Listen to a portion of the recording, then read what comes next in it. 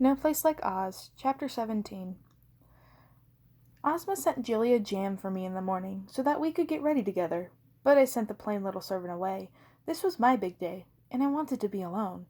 I wanted to take the time to think about everything that had brought me to this place, and about what the future held for me. For me.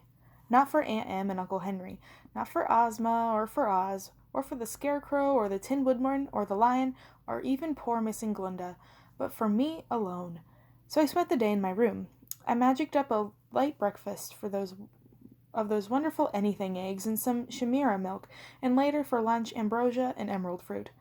I stood in front of the mirror, trying to decide how I should look for the party. Toto sat in the corner, just watching me, understanding, I guess, that I was in a world of my own. I tried on every gown in my closet, but none of them left special. I summoned Jilia and requested more, but I still knew that none of them would be good enough. The right dress would come from magic, not Ozma's magic, but the magic of the shoes, the magic that belonged to me. An hour before the party, Jilia delivered one more dress to my door. This one was from Ozma. The skirt was green and flowing, made from the finest chiffon, with a bodice studded with a rainbow of jewels. My dearest Dorothy, the note read, my new friend, I am so happy to have you at my side. I set the note on my vanity and took one look at the dress Ozma had given me before I tossed it aside onto the corner with my pile of cast-offs was turning into a mountain.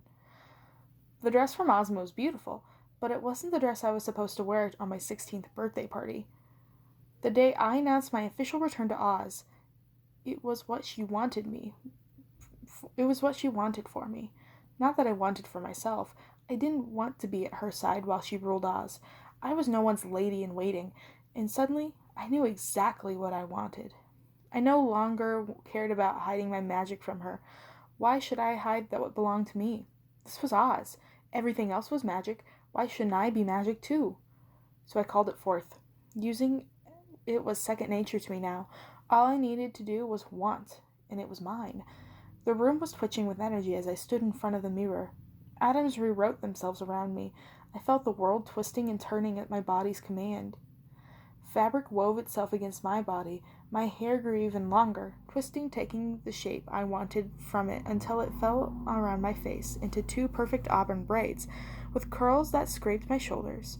I felt my skin becoming smoother and softer. My eyes brightened, my cheeks reddened, my face flushed with perfect rosy glow. My dress took form. When I was done, Toto barked in approval. I looked just how I wanted to look.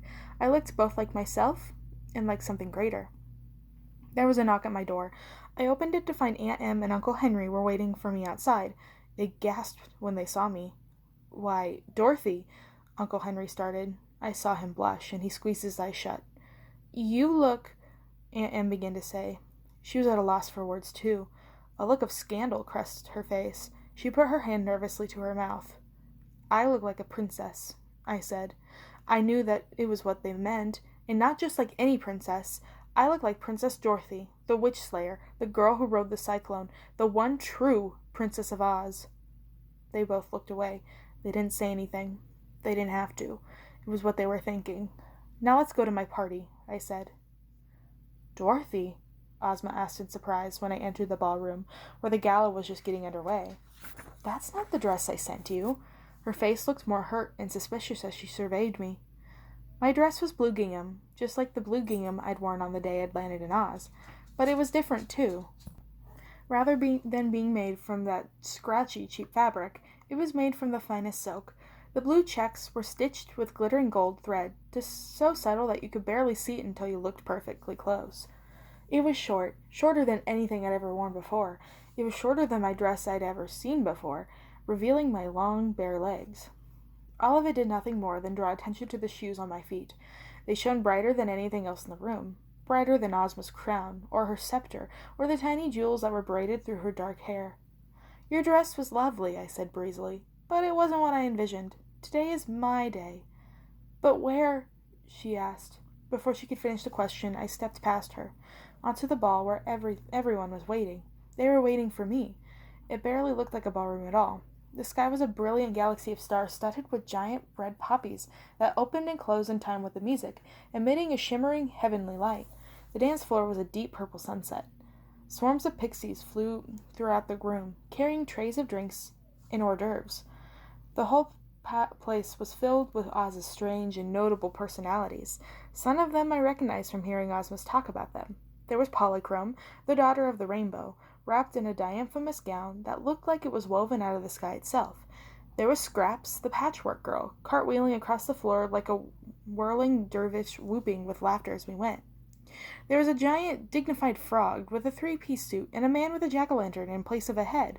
There were gnomes and munchkins and winkies and a man and a woman made entirely of china, dancing carefully apart from the rest of the crowd, so not to risk breaking their pieces.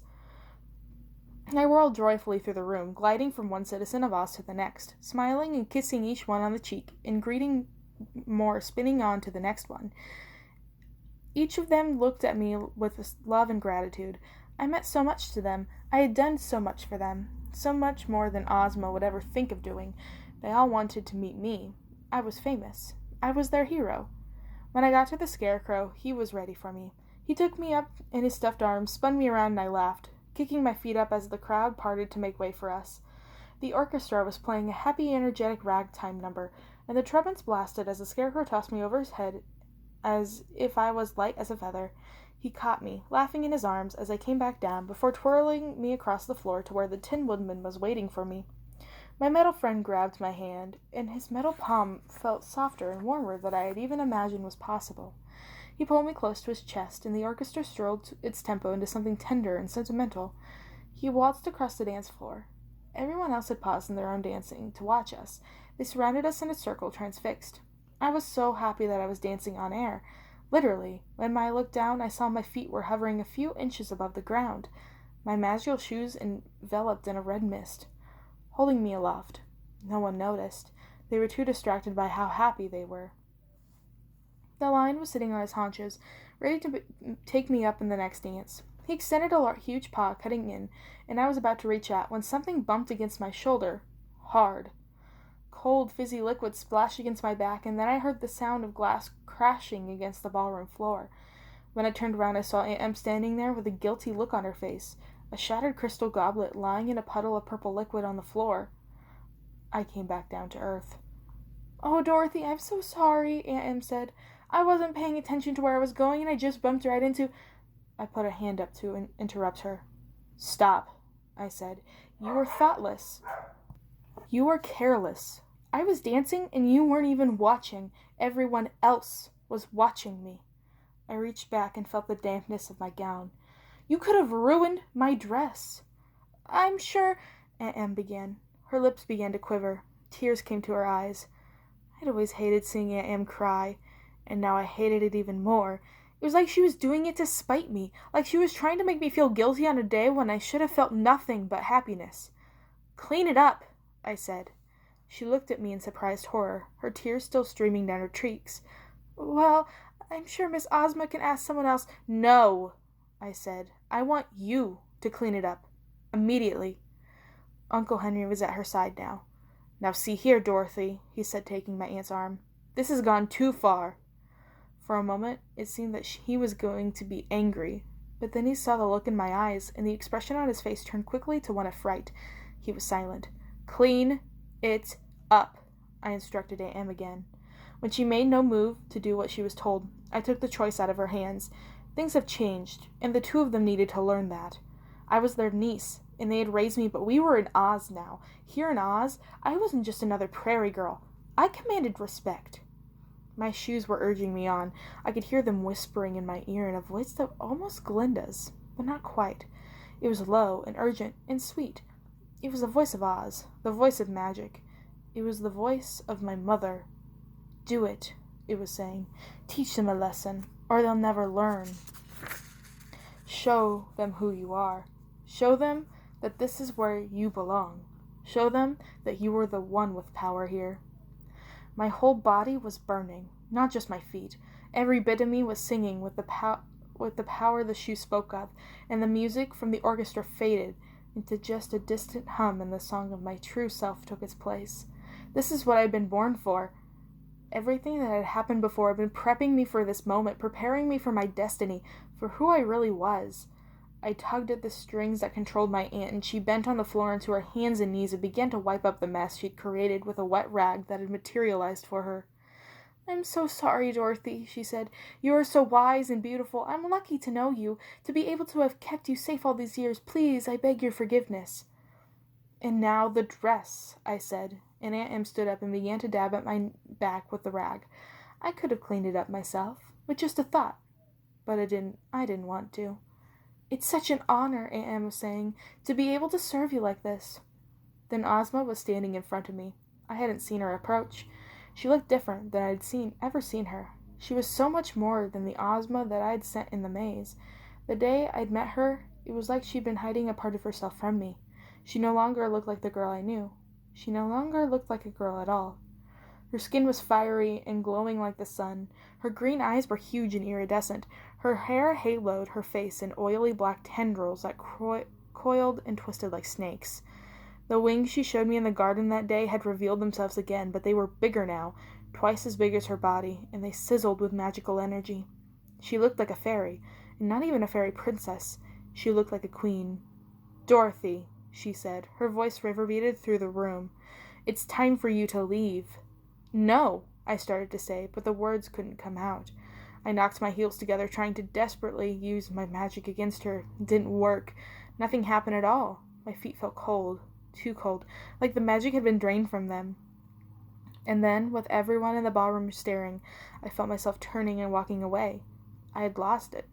I had lost my magic. Lost everything I had worked so hard for. I couldn't fight back. Ozma was controlling me. "Wait!" the Scarecrow called. I found I couldn't answer him. Before I knew what had happened, I was back in my bedroom, where I was settled in a black and dreamless sleep.